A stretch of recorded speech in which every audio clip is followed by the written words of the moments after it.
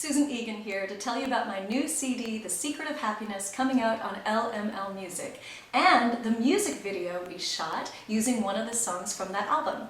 The song is called Nina Doesn't Care, and it's a song I co-wrote with stand-up comedian and rock guitarist Brian Hayner. It's about how motherhood, or parenthood, is the ultimate ego check in the world, especially for this actress.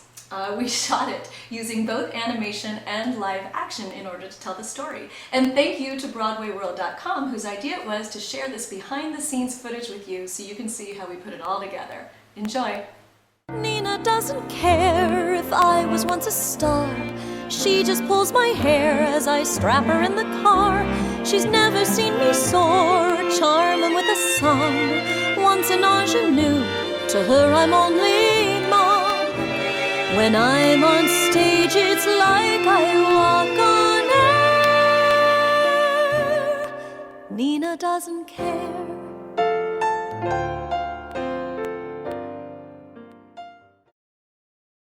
Susan came to me with the idea for Nina Doesn't Care. She had the song title, and so I asked her, I said, what doesn't Nina care about? And of course she said, well, she doesn't care that I've been on Broadway, that I was Belle, all of that stuff. And then she finally explained that when she comes home after a tough day, when she didn't get the audition, whatever, you know, when she was out in the real world, got beat up, she gets home and hugs Nina, and thank God Nina doesn't care.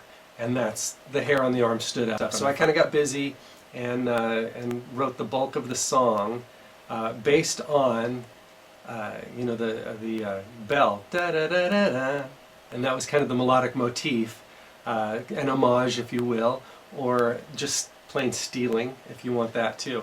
But it was just a few notes, and I thought it would be nice to base it around that, and so Nina Doesn't Care. So it ended up with that sort of theme, which is kind of cool. This song has been a really interesting collaboration for me because by the time it came to me, it's a lead sheet, and the lyrics and the melody were done, the chord structure and all of that. But then my job as an arranger was to turn it into first a piano track, and then ultimately I wrote the string parts and all that and turned it into the arrangement that you hear on the album. And that was a fun collaboration with Brian too, because there were places where I'd say, I think it does this, and he'd say, no, actually I meant it more to do this, or most of the time he'd just let me do what I wanted. Actually, working with babies is very fun. I've always heard horror stories that you should never work with children, and she was so good. And she's a good kid, so they're like the place where we did the toothpaste on the dress, and she thought she did something bad and she didn't want to do it, so we had to work around how to get her in there to do it because she didn't want to paint on it because she knew that was wrong. She was just the sweetest little girl. I wanted to, take her home. Today I'm at Duncan Studio, one of the only studios left in Hollywood that does 2D animation, hand-drawn, old-school animation. Ken Duncan opened this studio, and lucky for me, I know him because he animated the character of Megara in Hercules all those years ago. Actually, it's kind of inspiring to work on stuff that has some live action reference because you get to play off with the actor in real time. So as an animator, it's got a lot of fun. The challenge is to make the two things feel like it's one thing, like they exist in the same world. I mean, they're from two different, they're from two different perspectives. You got the live action first, and you're trying to act at something that's not there, of course. Right. And then we have to do the animation of acting to something that is not really there in space. We're trying to just match it up. So I think the goal is to make it feel like it's one world. My sister has a cottage. Chipmunks everywhere. I wake up in the morning with my coffee and there are chipmunks running around, checking me out, and they have a lot of personality. Just looking at every little detail on this guy. Obviously the finger's moving around, so I'm not really too worried about that. I'm just worried about him making sure he's making eye contact with her perfectly.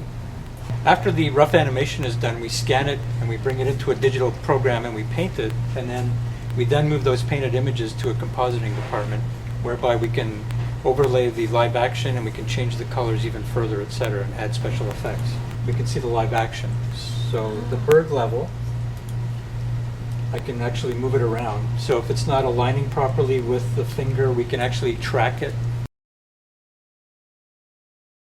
Can you imagine him? Oh, she walked away.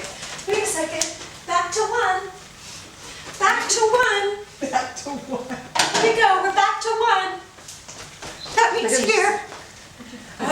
still going? Set. Go get him. Go get the envelopes. Go get him. Oh, she got the blue one this time. We're gonna have to shoot the other one both ways. Hi, blue. Don't look at the camera so much.